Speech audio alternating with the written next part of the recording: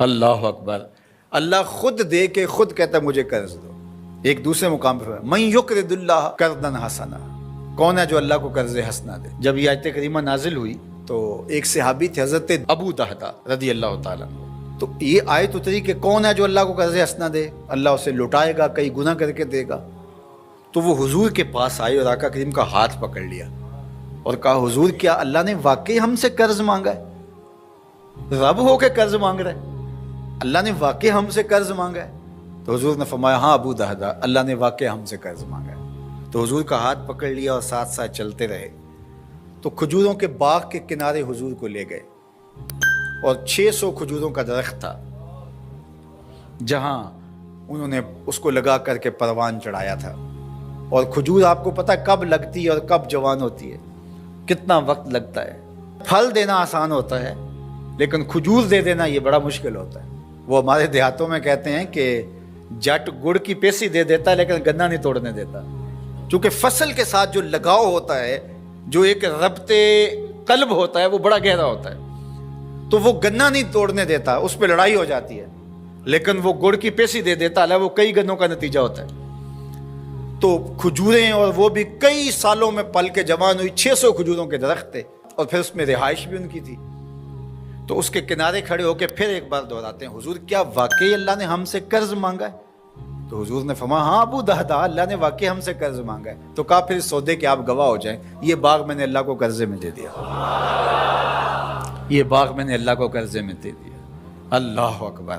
اب ان کی رہائش بھی وہاں تھی اور بچے بھی وہاں رہتے تھے. اب اندر نہیں جا رہے، باہر ہی کھڑے ہو کے بلند آواز سے پکار کرتے ہیں یا امت دہدا اخرجی، اے دہدا کی امی جلدی جلدی بچوں کو لے کے باہر آ جا، یہ باغ اب ہمارا نہیں رہا، ہم نے اللہ کو قرضے میں دے دیا. اب خاتون تو لڑنے لگ جائے کہ یہ اور کہیں انتظام نہیں کیا، یہ گھر بستا ہوا، یہ کھجوروں کا باغ لٹکتے ہوئے خوشے، یہ چھوڑ دیں. لیکن وہ بھی حضور کی درسگاہ کی پڑی ہوئی تھی. اللہ اکبر. تو وہ جلدی جلدی تھوڑا سامان سمیٹتی ہے، بچے سمیٹتی ہے اور باغ سے باہر آتی ہے. اور باغ کے کنارے پر باہر حضور کھڑے ہیں، حضرت ابو دہدا کھڑے ہیں ان کے شوہر. اور پھر وہ آگے آ کے کہتی کیا ہے، ذرا ان لفظوں پہ 100 جان سے قربان جائے. وہ کہتی ہے رابحہ بیعک یا ابا دہدا، رابحہ بیعک یا ابا دہدا. دہدا کہ ابو تو نے بڑا ہی نفع والا سودا کیا ہے، تو نے بڑا ہی نفع والا سودا کیا. اللہ اکبر. یہ تھے حضور کی تربیت کا نور پانے والے لوگ. تو کہا ان تقرض اللہ قرضا حسنا، جو اللہ کو قرض حسنا دے، یضاعفہ لکم، اللہ اس کو بڑھا دیتا ہے، ویغفر لکم، اور تمہیں معاف بھی کر دیتا ہے. واللہ شکور حلیم، وہ شکر گزار بھی ہے اور حلیم بھی ہے. علماء نے لکھا حلیم کا معنی یہ ہے کہ تمہیں گناہ میں سزا دینے میں جلدی نہیں کرتا، حلم والا ہے.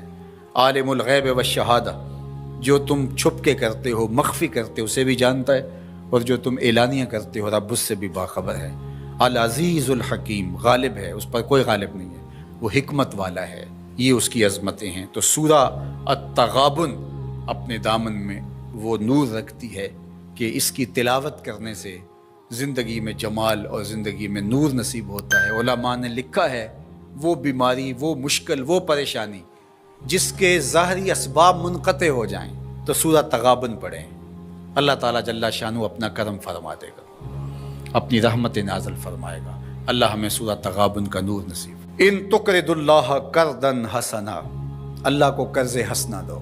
کیسی بات ہے، خدا دے کے خود مانگ رہے، اللہ کے دیے ہوئے سے دینا نا. وَمِمَّا رَزَقْنَاهُمْ يُنْفِقُونَ، اللہ کے دیے ہوئے سے دیتے ہیں. ذرا دیکھیے اللہ اس پہ ثواب دیتا ہے، اللہ کے دیے ہوئے سے دے کے اللہ سے ثواب لیتے ہیں. اور اللہ فرماتا ہے میں لٹاؤں گا بھی اور دگنا کر کے لٹاؤں گا. جو تم میرے دیے ہوئے سے دو گے اس کو دگنا کر کے لٹاؤں گا اور تمہیں اجر بھی دوں گا. یہ کیا دل آویز کہانی ہے. وَيَغْفِرْ لَكُمْ، اور تمہیں بخش بھی دے گا.